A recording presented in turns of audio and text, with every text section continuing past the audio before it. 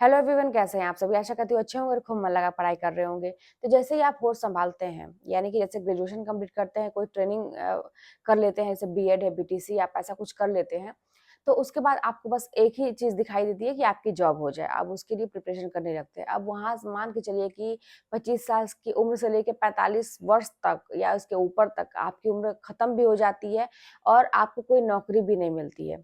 उसकी एक ही वजह हो सकती है, वही वजह ये है कि सही दिशा में नहीं किया गया काम। अब आपको ऐसा लगता होगा कि मैंने तो सब कुछ सही दिशा में किया है, मैंने तो बहुत मेहनत की है, मैंने तो कोचिंग भी खरीदा, मैंने तो किताबें भी खरीदी, मैंने तो बहुत मेहनत की, तब भी ऐसा नहीं हुआ, ऐसा क्यों? तो आपको अपने हिसाब से जो लग रहा है, कभी-कभी सिचुएशन के हिसाब से वो चीज़ें सही नहीं होती हैं। आपको सभी चीज़ों को ध्यान में रखते हुए काम करना पड़ता है। तो मतलब दिमाग में यही चीज़ें आती हैं कि बेस्ट कोचिंग कौन-सा है? बेस्ट बुक कौन-सी होती है? कौन-सी है?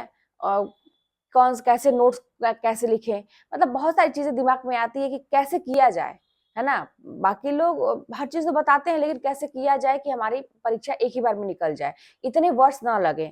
पूरी ज़िंदगी एक तरह से कहते हैं कि एक नौकरी को पाने के लिए आप बिता देते हैं और वो भी नहीं मिलती है। और कहीं-कहीं आप देखते होंगे कि ऐसे कुछ लोग होते हैं जो तमाम मतलब हर एक प्रतियोगी परीक्षा को निकाल लेते हैं। उनके सामने नौकरी चूज़ करने का ऑप्शन होता है कि ये वाला जॉइन करें कि ये वाला जॉइन करें, ऐसा भी होता है। आखिर कैसे? वो भी तो इंसान है, हम लोग भी इंसान हैं, आखिर ऐसी मतलब दिक्कत हमारे साथ क्यों हो रही है? तो सबसे पहली बात है ना कि बेस्ट कोचिंग का चुनाव करें। अब आप लोग मुझसे पूछेंगे कि आपने कहाँ किया था? तो मैंने बहुत पहले भी आप लोगों को बताया था कि मैंने अतुल्य अकेडमी में कोचिंग लिया था। कैसे चूज़ किया था? वो भी मैं आपको तरीका बता दे रही हूँ कि मैंने कैसे किया था, कैसे कोचिंग को सही चूज़ करें। आप सर्च करिए यूट्यूब पे कि हिंदी ऑनलाइन कोचिंग, जो भी आपका सब्जेक्ट है, डालिए उसमें, क्योंकि हर सब्जेक्ट से रिलेटेड मुझसे प्रश्न पूछा जाता है।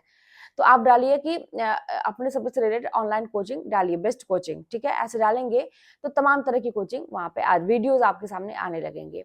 अब आपको 1 दिन का समय कोचिंग का चुनाव देने के लिए तो देना ही पड़ेगा, या मान के चलिए कि 1-2 घंटा आपको देना ही पड़ेगा उस चीज़ को सोचने के लिए। मैं तो 1 दिन कहती हूँ कि आप पहले तो देख लीजिए सारी चीज़ों को, फिर सोचिए, फिर उसके बाद से परचेज़ कीजिए। अब सारी वीडियो को आप देख लीजिए, सारे टीचर्स के पढ़ाने का मेथड देख लीजिए कि किस तरीके से इंसान पढ़ा रहा है, और एक ही वीडियो में आप जो है ना डिसीजन नहीं ले सकते हैं।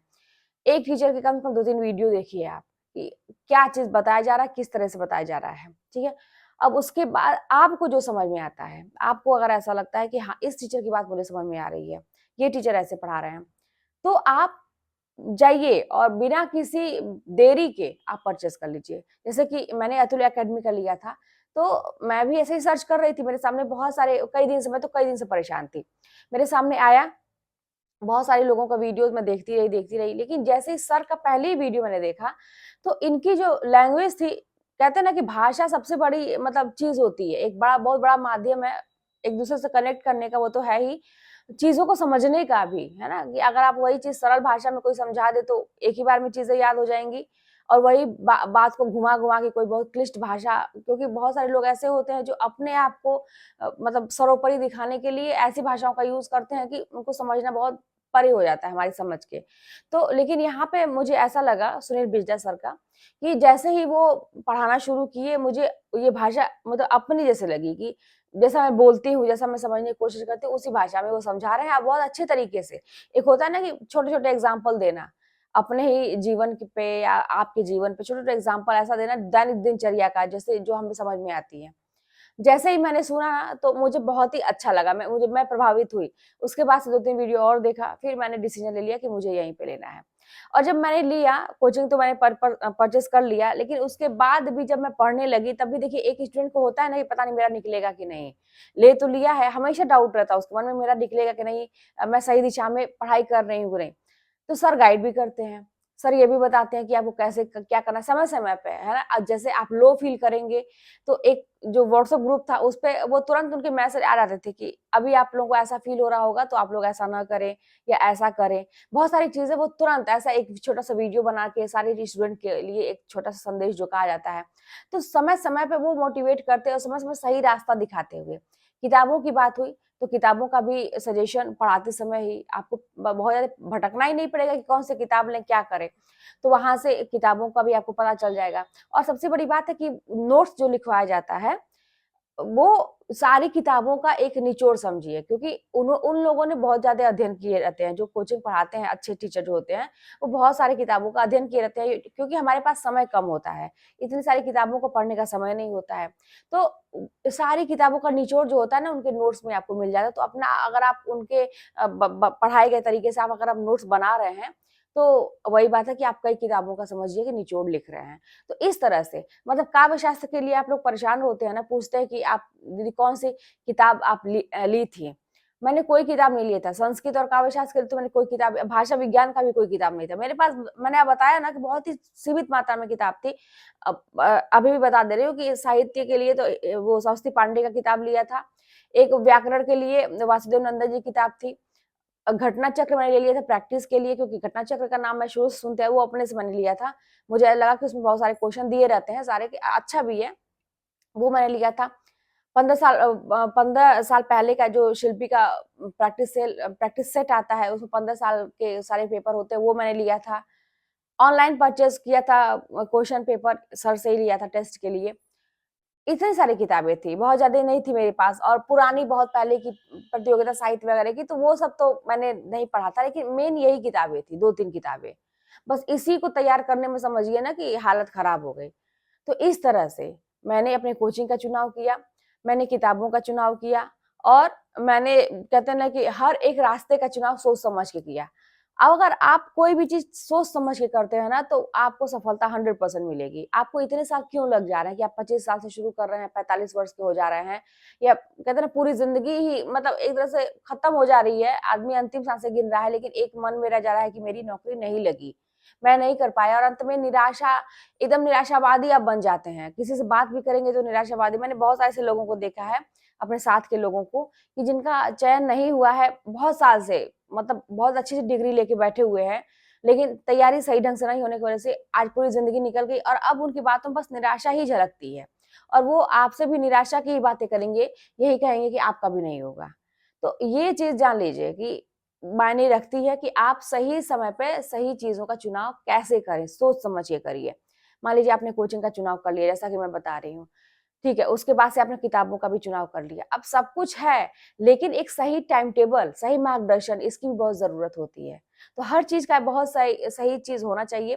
तो कहते हैं ना कि एक चीज़ ऐसा आप चुनिए, जिस एक छत के नीचे आपको सब कुछ मिले।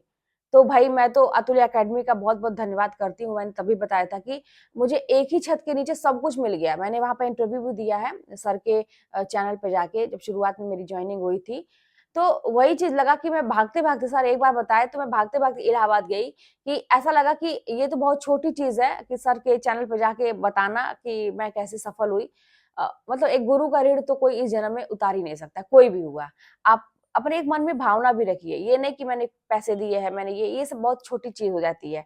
गुरु के प्रति रिस्पेक्ट रखिए, किताबों के प्रति, अपने सरस्वती माँ के प्रति रिस्पेक्ट रखिए, अपने जॉब के प्रति, अपने काम के प्रति रिस्पेक्ट रखिए। वो भाव जब तक मन में नहीं आएगा श्रद्धा वाला ना, आप सफल नहीं हो सकते हैं। तो ये सारी चीज़ें करिए, कोशिश यही करिए कि आप कोचिंग कहीं भी लेते हैं, तो आप जो है ना कि यही ऐसा देख सुन के लीजिए कि आपके एक ही छत के, मतलब एक ही कोचिंग के अंदर आपको सारी चीज़ें मिल जाएँ। वहीं पे आपको टेस्ट पेपर भी मिल जाए, सही मार्गदर्शन भी हो, मोटिवेशन भी सही होना चाहिए, किताबों का भी सही मतलब बताए कोई कि हाँ, ये किताबें सही है।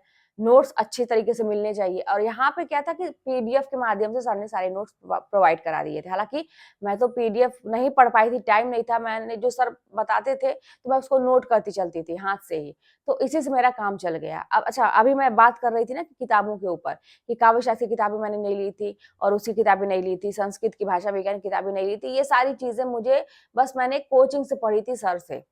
और काव्य शास्त्र को तो मैं बताऊँ, बहुत सारे क्वेश्चन जो है ना, बस मुझे आज भी याद है कि लास्ट मोमेंट में ये सारी चीज़ों को मैं रिवाइज़ कर रही थी, तैयार कर रही थी। मेरा मेन फ़ोकस था साहित्य पे और व्याकरण पे ज़्यादा फ़ोकस मेरा रहता था। लास्ट मोमेंट में ख़ास करके संस्कृत का तो लास्ट मोमेंट में, भाषा विज्ञान ये लास्ट मोमेंट में मैं बहुत ज़्यादा कर रही थी। तो काव्य शास्त्र का मैं मतलब पेपर था, और मैं सुबह 4 बजे ही उठ के मैं रिवाइज़ कर रही थी, और पन्ना ऐसे ही मैं पलट के दलील देख रही थी कि एक बार और अच्छे से रिवाइज़ कर लूँ। और मतलब सेम टू सेम क्वेश्चन जो कहते हैं ना कि पेपर में आ गए थे। जो मैं पढ़ के गई थी। तो नोट्स से बहुत ज़्यादा फँसा था, एक तरह से कहा जा सकता है कि काव्य शास्त्र का। बाकी चीज़ों का भी मैं कह सकती हूँ, लेकिन मेरे पास किताबें नहीं थी, तो वो सब तो किताब से आप कह सकते हैं कि इस किताब से आया था। लेकिन काव्य शास्त्र का तो मैं मतलब नोट्स जो उन्होंने बताया था, उसी से मेरा सब कुछ हो गया था। तो यही सारी चीज़ें हैं, तो आप भी कोशिश करिए कि सही चुनाव करिए। और मैंने तरीका भी बताया कि आप वीडियो देखिए और उसको देखिए कि आप कैसे मतलब किसकी बात आपको समझ में आ रही है। अब ये मत देखिए कि बहुत बड़ा चैनल है, बहुत छोटा। जब मैंने जॉइन किया था सर का, तो मुझे आज भी याद है 29,000 30,000 सब्सक्राइबर थे। ऐसा नहीं था मिलियन में थे, बहुत पॉपुलर थे। नया-नया इन्होंने भी अभी शुरू ही किया था। लेकिन फिर भी मुझे जब अच्छी लगी चीज़ें, मुझे ऐसा लगा कि लिख-लिख के समझाया जा रहा है, गा-गा के सर समझाते हैं, मतलब घुमा-घुमा के समझाते हैं। मुझे ऐसा लगा कि यहीं पे लेना चाहिए। ये सब कुछ मत देखिए कौन पॉपुलर है, कौन क्या है, आपको किसकी बातें समझ में आ रही हैं, वो चीज़ सही है। तो इस तरह से करेंगे तो 100% सफलता मिलेगी, निराश होने की ज़रूरत नहीं है। अभी भी मौका है, अगर आपके पास 1 महीने का भी टाइम आपको दिखता है, 10 दिन का भी टाइम दिखता है, तो मान के चलिए कि अभी भी अवसर है, उसका फ़ायदा उठाइए। तो चलिए फिर मिलते हैं नेक्स्ट वीडियो में। कोई बात हो गई तो कमेंट के माध्यम से बताइएगा। चैनल पर नए सब्सक्राइब कर लीजिएगा, शेयर करिएगा। मिलते हैं नेक्स्ट वीडियो में।